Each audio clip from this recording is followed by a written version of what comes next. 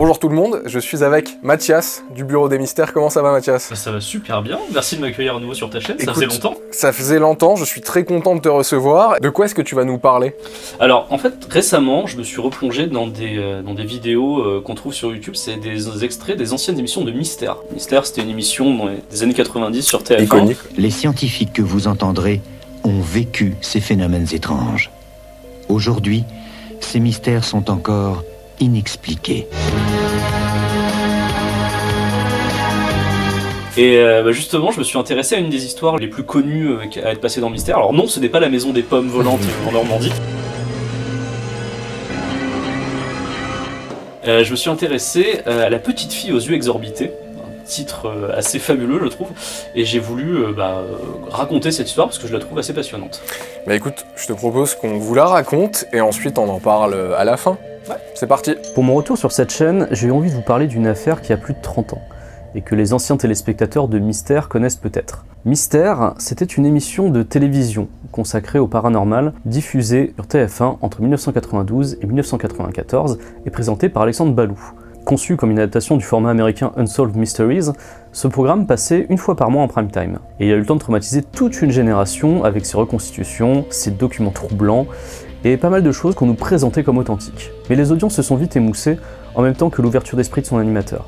Alexandre Balou finira par devenir totalement cartésien et partir du principe, qui est d'ailleurs aussi le mien, que tout peut s'expliquer scientifiquement. C'est en partie pour cela qu'il décidera, après seulement 2 saisons, de mettre un terme à l'émission. Mais ce 21 janvier 1993, alors qu'il lance son 5e numéro de Mystère, Alexandre Balou veut encore y croire. Il faut dire qu'il a en stock plusieurs affaires très intéressantes, dont celle qui nous intéresse aujourd'hui. Un cas français qui est depuis devenu un classique de l'émission, celui de la petite fille aux yeux exorbités. Pendant près de 3 ans, depuis juin 1988, la famille Laval a vécu les pires cauchemars. Leur maison a été presque quotidiennement le théâtre d'événements fantastiques et toujours inexpliqués. C'est sur cette histoire de maison hantée et de possession, qui aura duré selon les versions entre 2 et 3 ans, que nous allons revenir. Tout commence, selon Mystère, en 1988, quand la famille Laval s'installe dans une maison du centre de la France. Notez au passage que cette information n'est peut-être pas exacte. La voiture visible dans la reconstitution est immatriculée 26, ce qui, selon d'autres versions, montre que la maison se situerait plutôt en Drôme provençal. D'autres assurent en revanche que les Laval vivaient en Normandie, dans le pays d'Auge, ce qui est bien plus cohérent, compte tenu qu'un des personnages centraux de cette affaire était basé là-bas. Je suis venue acheter cette maison parce que mon mari et moi voulions acheter une maison. Et en allant chez des amis, en passant, on voyait toujours cette maison qui était en vente. Donc on a fait le nécessaire pour y habiter. La famille Laval est composée des parents Jacques et Catherine et de leurs 2 petites filles. Dès l'emménagement, plusieurs éléments troublants apparaissent. Alors qu'elle nettoie un placard, Catherine est surprise de découvrir des images pieuses, sans doute oubliées par les précédents propriétaires. Un autre jour, alors qu'elle travaille dans le jardin, la mère de famille trouve sous la terre une tête d'ange sculptée. À cet instant, envahie par un sentiment d'angoisse, elle jette son regard vers une église juchée en haut de la vallée. Catherine ne s'explique alors pas ce geste. Pourquoi se sent-elle attirée par ce lieu? La réponse viendra plus tard. Jacques Laval étant gardien de nuit, Catherine est la plupart du temps seule à la maison avec ses filles le soir. Alors qu'elle tente de trouver le sommeil, elle entend comme des sons, comme des craquements, peut-être même des pas au-dessus de sa tête. Inquiète, elle se précipite vers la chambre de ses filles et les trouve paisiblement endormies. Les heures passent, les bruits continuent, et la mère de famille en est à chaque minute plus persuadée. Il y a quelqu'un ou quelque chose à l'étage. Le lendemain matin, quand Jacques rentre du travail, il n'y croit pas une seconde. Après tout, la maison est restée longtemps inhabitée, et il est normal que le bois travaille. Mais il va vite laisser tomber cette rationalité quand lui aussi va être confronté à des phénomènes étranges. Il y a d'abord ce gros ballot de paille qui tombe à ses pieds dans le débarras sans explication. Et puis surtout, une nuit, cette présence qu'il ressent alors qu'il regarde la télévision. Il se retourne et voit 2 ombres en haut de l'escalier. Il se dit que ce sont ses filles et leur demande d'aller se coucher. Un quart d'heure plus tard, il se retourne à nouveau, les ombres sont toujours là. Jacques monte les escaliers, prêt à réprimander ses enfants, mais il découvre autre chose. Comme il le décrit dans Mystère, il voit devant lui 2 genres de silhouettes qui disparaissent devant ses yeux comme si on tirait sur des rideaux pour les ouvrir. Jacques l'admet, sa femme n'exagère pas. Lui aussi entend les bruits de pas au plafond qui reviennent chaque soir à la même heure. Si Jacques affirme avoir été confronté au surnaturel, C'est sans aucun doute Catherine qui a le plus de mésaventures à raconter. D'abord cette scène qui semble tirée du film Poltergeist, sorti 6 ans plus tôt au cinéma. Une nuit, aux alentours de minuit, un poste de télévision s'allume tout seul. Il s'éclaire progressivement, lentement, passant du noir au blanc pendant un quart d'heure, avant de s'éteindre de la même façon. Catherine l'assure, ce poste n'avait pas d'antenne, n'était pas branché, et avait même une ampoule manquante. Une autre fois, elle voit sur le mur l'ombre d'un homme pendu à une corde. Elle sent, comme à chaque événement troublant, un grand froid dans son dos qui essaye de l'attirer dans les ténèbres. Cette sensation atteint son poids ultime une nuit, quand un courant glacé s'insinue à l'intérieur de son corps et la cloue au lit. Sa respiration s'accélère et Catherine se voit sortir d'elle-même. Incapable de bouger, elle observe son double, blanc transparent, monter dans les airs, puis revenir dans son corps. À tout cela s'ajoute une odeur persistante qu'aurait même senti le père de Catherine lors d'une visite à la maison. Une odeur de mort, comme ils la décrivent, qui accompagnerait systématiquement le froid. À bout, Catherine et Jacques se tournent vers la religion. Ils se rendent à l'église qui domine la vallée, celle vers laquelle Catherine s'était sentie attirée en trouvant la tête d'ange dans son jardin pour faire bénir des médailles. Mais ils la trouvent fermée. Le couple traverse le cimetière et sent subitement un froid intense, accompagné de cette fameuse odeur de mort qui les terrifie. Ils tombent alors sur une sépulture dont la stèle a été déplacée.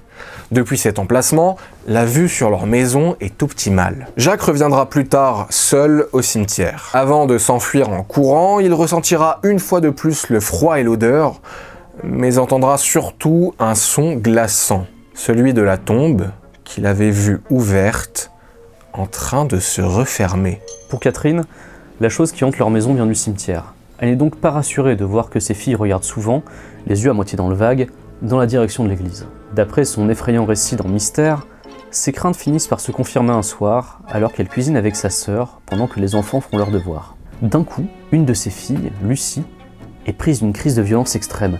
Elle attaque sa mère avec une si grande force que Catherine n'arrive pas à se dégager.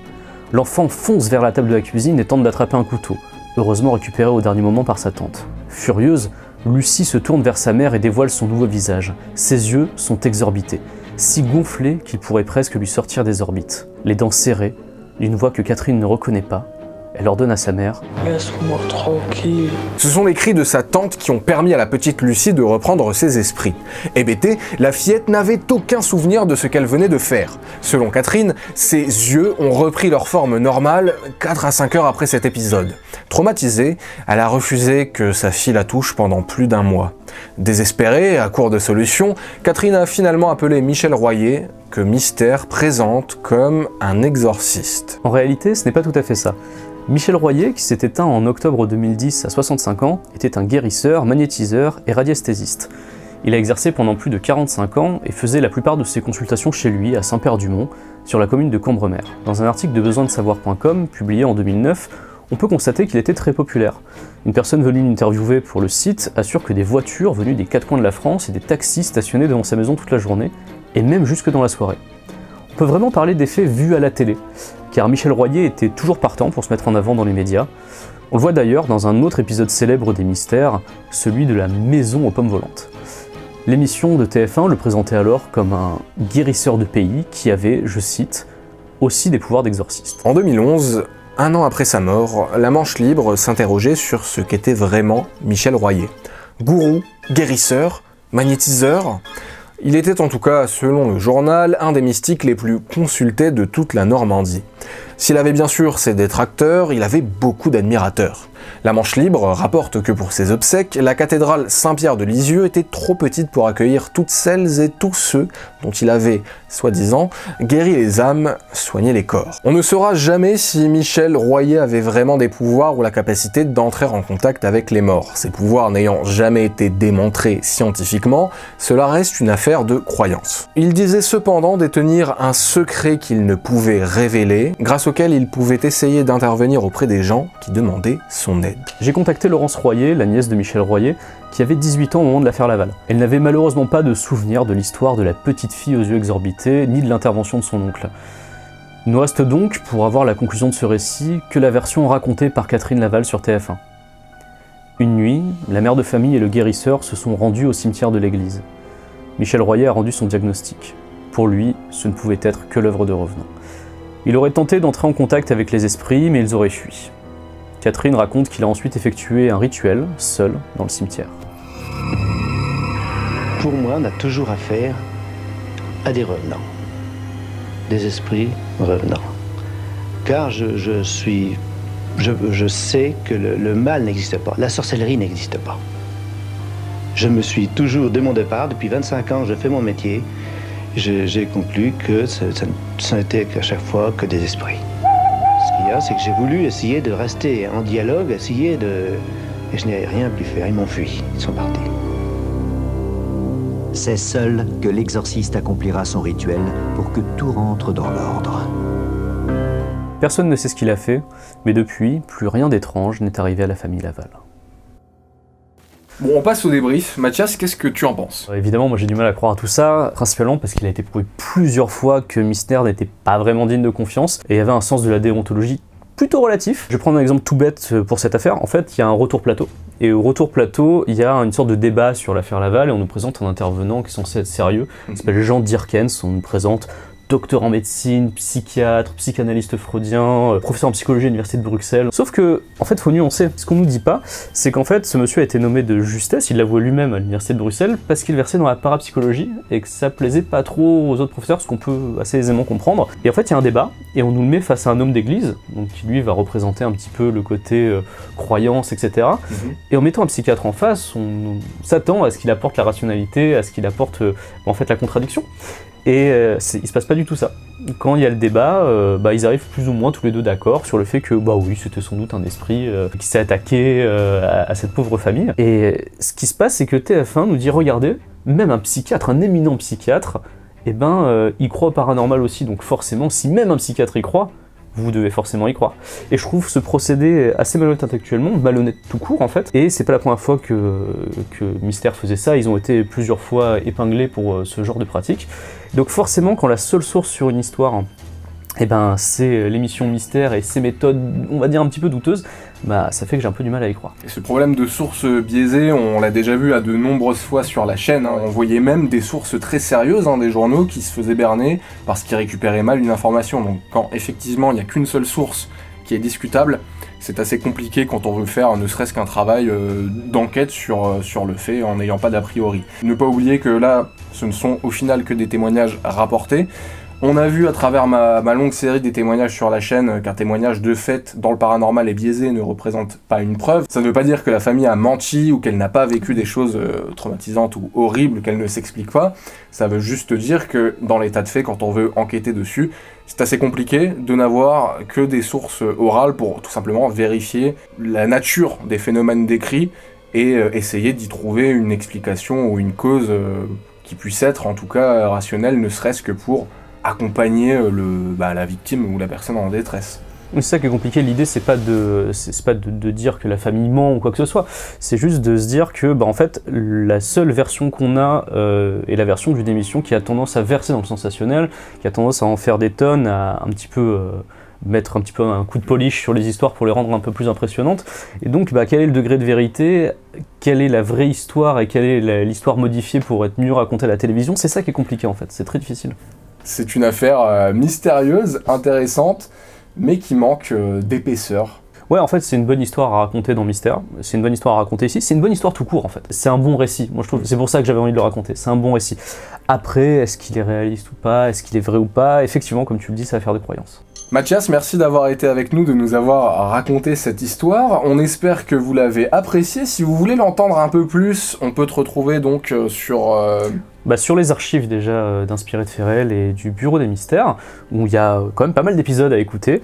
Et puis voilà, et sinon, on a lancé tout récemment, j'ai lancé tout récemment un compte TikTok. Donc voilà, on se met à la page des nouveaux réseaux sociaux. Elle ne connaît aucun Johnny. Par curiosité, elle décolle le timbre et découvre avec horreur une phrase cachée qui était écrite au dos.